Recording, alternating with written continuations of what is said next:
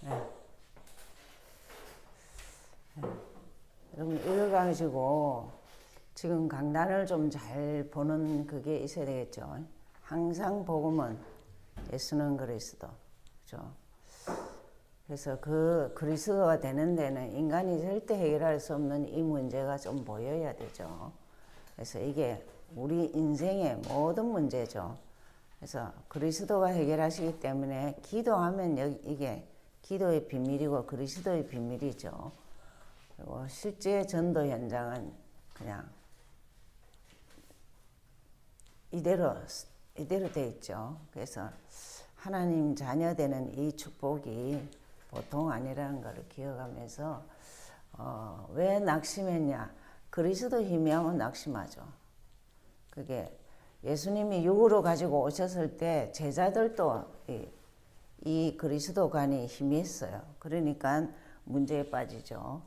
그래서 이걸 잘 보시면 되고, 좀 랩런트들은 자꾸 이래 생활 가운데 어떤 애들은 막 이러거든요. 심심하다, 피곤하다, 졸린다. 예, 근데 어쨌든지 얘네들도 예수는 그리스도 선포만 해도 돼요. 생활 속에서 조금 선포해야 돼요. 예수님 나의 주인이시다. 저주에서 해방 주셨고 사단 이긴 권세 주셨다. 그러면서 선포하면서 그것이 기도가 되도록 조금만 이 기도하면서 학업을 감당하고 미래를 감당하고 이러면 좋죠. 자, 이게 어릴 때부터 어찌든지 이게 복음인데 복음 자체가 기도예요. 이걸 좀 안 해놓으면은 시간만 나면은 심심하다, 뭐 또 그냥 늘 하는 소리죠. 그래서 뭐 피곤하다, 졸린다. 영적인 얘기하면 전혀 못 알아듣고 그 시간에는 집중을 못 해요. 그래서 늘 선포하는 습관을 좀 들여야 되겠죠. 그래서 오늘 낙심한 제자. 여러분 참 놀라운 사실입니다. 요한복음이 이렇게 끝나는데 이게 이 얘기한다고 21장 이 얘기한다고 이제 마무리를 짓는 거예요. 그러면서 중요한 거는 뭐냐면 지금 예수님이 이제 십자가 지시면서 우리 다른 말로 하면 성도의 고난입니다. 여러 가지 고난. 성도가 고난 당하는 거는 하나님의 축복의 통로인 것이 언제 깨닫느냐. 한참 어려움 당하고 이때 내가 좀 어려움이 있구나. 도리가 없어요. 그리스도만 선포해도 다르고 이 축복만 기도해도 다르거든요. 근데 왜 하나님 축복이냐면 우리 안에 누가 계시느냐? 그리스도만 선포하면 성령이 내 안에 계셔요. 그죠? 영원토록 성령이 나와 함께 하신다 했어요. 이것 때문에 축복이라고 그러죠. 불신자는 정말 고난이 오면 자꾸 무너지는 이유가 뭐냐? 성령이 안고 악령이 지배를 받으니까. 그렇죠. 그래서 이거를 나한테 잘 적용을 하시면 돼요. 그래서 내 안에 누가 계시냐? 하나님의 내 안에 보좌 축복이 계십니다. 예수 그리스도가 나와 함께한다. 이 말도 보좌 축복이죠. 보좌 축복이 나와 함께한다. 그러면서 하나님의 능력, 하나님은 못하시는 게 없잖아요. 그죠? 이게 사실화되면은 문제 때마다 예수 이름으로 응답받아야겠다. 이러시면 되죠. 그러면서 하나님의 능력, 그러면서 성삼위 하나님, 그리스도 자체가 성삼위죠. 성삼위 하나님. 여러분 이 그리스도 자체가 하나님이신데 우리를 구원하기 위해 인간 문제 해결하기 위해 오셨잖아요. 그래서 늘 이걸 기억하시면 돼요. 어떤 사람은 고난 때 완전 뒤집어지죠. 뭘 더 하냐? 말씀 봐야겠다. 기도를 해야겠다. 그리고 이 문제 주인이 되달라고. 저주를 꺾게 해달라고. 사단을 이기게 해달라고. 우리 3주 가지고 문제를 해결하고 그러죠. 그래서 이거를 잘 가지고 계셔야 돼요. 그래서 우리를 보고 이 딱 가진 사람을 우리를 보고 뭐랬냐 아주 그랬죠. 너 자체가 플랫폼이다. 고난 때문에 예수의 플랫폼이 돼요. 예수를 간증하는데 고난을 통해서 간증하죠. 그리고 정말 내가 파수망대다. 어디서나 나는 망대가 될 수 있다. 내가 겪었으니까. 예수를 체험했으니까. 그러면서 나는 예수 안테나다. 이렇게 할 수 있죠. 이게 실제 우리에게 주신 이런 축복들이에요. 이것을 뭘 통해서 확인하냐? 문제를 통해서 확인하는 거죠. 그러시면서 오늘 본론에서 이렇게 될 수 있는 이유가 뭐냐 하면은 제일 먼저 우리에게 이 가능한 이유예요. 누구든지 이렇게 가능할 수 있냐? 가능한 이유가 있어요. 그래서 제일 먼저 뭐냐면 우리에게 언약을 주셨다니까. 하나님이 우리에게 약속을 주셨다니까. 그걸 두고 구원이라 그러잖아요. 구원의 길은 예수를 통해서 무한한 그리고 하나님 자체를 통해서 엄청나게 우리에게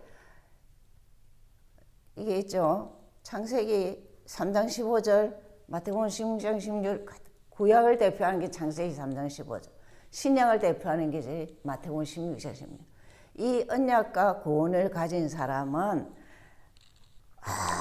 하나님의 사람이 낙심하는 일이 있다. 문제가 있어서 낙심이 된다. 그때 내 안에 생명이 있음을 아는 거예요. 아, 난 예수가 있잖아. 이러면서 언약을 확인하는 거예요. 그래서 우리가 또 불신자하고 다른 것이 내 속에 하나님의 약속이 있고 생명이 있기 때문에 이 언약이 있기 때문에 절대 변하지 않고 하나님이 하시는 일은 이런 낙심한 일을 통해서 하나님이 더 큰 것을 더 큰 축복을 예비해 놓은 것이 많이 있죠. 축복을 예비해 놓은 이것을 두고 누가 제일 많이 했느냐? 모세예요. 엘리야예요. 그죠? 여러분 정말 하나님의 일을 한다는 것은 눈에 보이는 육신의 축복은 전혀 없어요. 없는데 정말 많은 어려움이 있지만 누구를 바라보냐? 언약 되신 하나님 예수 그리스도 바라보고 하다 보면 하나님 엄청난 모세가 하나님 다음으로 이 유대인들에게는 최고로 여기죠. 그 다음에 최고로 여긴 게 엘리야입니다. 눈에 보이도록 850명과 850대 1로 승리한 자죠. 그러고는 죽임을 당하고 막 이런 어려움을 많이 겪죠. 그러나 여러분 이게 간단히 적은 거지만 나는 내 인생에 뭐가 있냐? 예수는 그리스도 이게 딱 정리가 돼야 돼요. 그렇죠? 그러면서 우리에게 정말 하나님의 임재를 느끼게 하는 거예요. 예수 그리스도의 임재. 그게 예수 그리스도의 이름입니다. 놀라운 사실은 이 이름만 불렀는데 실제로 어떻게 했냐? 예수님이 찾아오셨잖아요. 제자들은 다 도망갔는데 예수님이 찾아오시잖아요. 우리가 기도하면은 그분이 찾아오신 것을 느껴요. 말씀을 보면은 하나님이 이렇게 사랑하시구나. 그걸 느껴요. 그래서 여러분 오늘 주제가 이제 너가 나를 사랑하냐 묻는 건데 그 이름 자체가 예수 그리스도의 임재를 말한다니까. 그래서 실제 도망간 그 은혜 받았던 제자들조차도 다 일자리 찾아가 갔는데 찾아오셔서 같이 식사하면서 얘기하는 게 있죠. 예수 이름으로 예수 그리스도 이름으로 우리는 만약 기도할 뿐이에요. 기도만 하면은 하나님이 어떻게 하시는가 이렇게. 그래서 기다릴 수 있는 힘이 있죠. 언약이 확인되는 것은 기도하면서 그 이름의 능력을 믿는 거죠. 여기서 설명 다 했지만 능력이라 했잖아요. 그죠? 그래서 하나님의 임재는 언제 느끼느냐? 다시금 내 삶 속에서 예수가 이름이 능력을 체험할 때입니다. 그죠?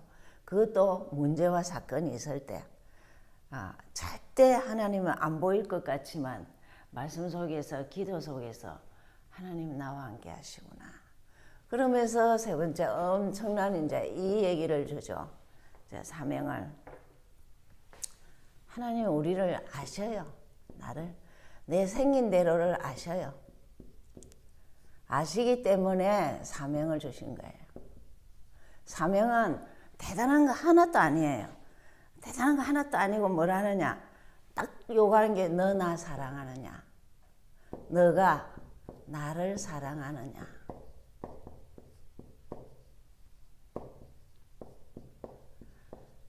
참, 하나님 우리에게 요구하는 게 아무것도 없어요. 우리끼리 어떻게 헌금도 더 어떻게 드릴까, 예배를 어떻게 더 드릴까, 그런 얘기를 주님께 더 우리 행위를 요구하는 건 아니지만 우리는 그래도 사랑하기 때문에. 근데 주님은 요구하는 게 너가 나를 진실되게 사랑하느냐. 제가 이 메시지 들으면 참 많이 울었어요. 우리가 정말 여러분 그 요한 1서를 잘 보면은 하나님은 사랑이시란다. 4장 8절에 하나님은 사랑으로 오셨단다. 그러면서 예수님이 요한복음이 내가 하나님이야. 그러면서 마지막에서 이 말만 하는 거야. 너 나 사랑해. 사랑하는 줄 아는데도 너가 나를 사랑하느냐. 그러면 딱 두 가지만 해요. 내 어린 양을 먹이라. 불신자일 수도 있고 우리 후대도일 수도 있고 내 일가 친척 안 믿는 자도 있을 수 있죠. 어린 양을 먹이라는 것은 다른 말로 하면 쉽게 하면 예수 그리스도를 소개해란 말이에요. 너 예수 잘 소개해라. 제가요 우리 아파트에 정말 나이 든 사람 남자들이 너무 이렇게 할 일이 없어 그냥 있어. 그래서 우리 장로님 보고 저 사람들 우리 또 다른 남자 목사님이 있으니까 좀 모아서 예수님 얘기를 좀 하게 해라고. 그럼 지금 80, 90 사람을 모아갖고 예수가 누군지 얘기하고 천국 갈 확신 갖도록 이거 좀 얘기해라고 내가 당부를 했는데 절대 그 얘기를 안 하고 생활상의 인간관계가 좋아야 된다. 서로 사랑해야 된다. 나눠야 된다. 이 얘기만 하는 거야. 야, 이거 어떡하지? 여러분 어린 양을 먹이라는 거예요. 예수님을 잘 소개해라. 나를 좀 소개해서 나를 더 사랑하도록 해라. 그러면서 한 가지 더 주죠. 내가 원치 않는 곳에 너를 데려가리라 그랬어요.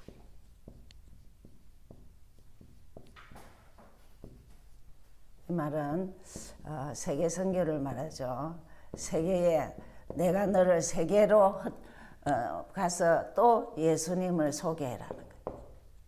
가서 뭐 하느냐? 예수님 소개해라. 여러분 우리는 적을 때까지 예수 알고 예수 소개하면 돼요. 그렇죠? 그래서 낙심한 제자에게 왜 찾아오셨냐? 확인하는 거예요. 너 나 사랑하냐? 그러면 나를 소개해다. 나를 소개해라. 그러면 내가 너의 인생은 책임져 줄게. 그 얘기입니다. 그래서 결론적으로는 정말 우리가 정확한 언약을 잡아야 돼. 또 정확한 언약 하면은 이게 뭘까 하는데 예수 그리스도입니다. 언약을 잡고 기도를 시작해라. 여러분 모든 메시지가 자꾸 뭐냐면 예배가 너무 중요해. 그리고 기도에 예배와 기도만 회복되면 모든 것을 할 수 있어. 기도를 통해서 우리는 모든 것을 다 할 수 있어요. 그래서 이 얘기를 계속하는 거야. 근데 일단 너가 언약이 어느 정도 되었냐? 나를 사랑한다고 고백해라. 그러니까 베드로 고백이 주님이 아시지 않습니까? 나를 아시듯이 주님이 내가 어느 정도 사랑하는지를 아시지 않습니까? 여러분, 그래서 우리가 정말 또 우리가 이 자리에 있다 할지라도 또다시 예수 사랑하면 되는 거예요. 죽을 때까지. 그래서 이 고뇌기를 자꾸 쓰세요. 쓰면은 다 보여요. 다 보여. 여기에서 낙심한 제자는 여기 이리로 왔다 간 거죠. 그러다 보니까 다시 주님이 찾아오셔서 보여준 거예요. 그래서 이번 주는 내가 예수를 사랑하는가? 어느 정도 사랑하는가? 주님이 나를 통해 세계 선교하도록 네가 원치 않는 곳에 데려간다고 했는데 하나님 그게 아멘으로 받고 승리하시기 바랍니다. 기도하죠. 하나님, 요한복음 마지막입니다. 내가 하나님이란다. 이 얘기를 아무리 해도 못 알아듣고 마지막으로 제자들도 배신했지만 다시 찾아오셔서 너 나 사랑하냐? 난 너를 너무 안단다. 너가 부인했을 때도 내가 사랑하는 줄을 안단다. 내 사랑을 절대 잊지 말고 나를 소개해 주기를 원한다. 예수 소개해다오. 그러면 내 인생은 세계에 필요한 사람으로 내가 책임지고 원치 않는 전 세계에 예수 소개할 수 있도록 증인되게 하겠다. 전도자 되게 하겠다. 말하심을 감사합니다. 우리 모두가 증인의 축복을 누리게 하옵소서. 예수님 이름으로 기도드렸습니다. 아멘.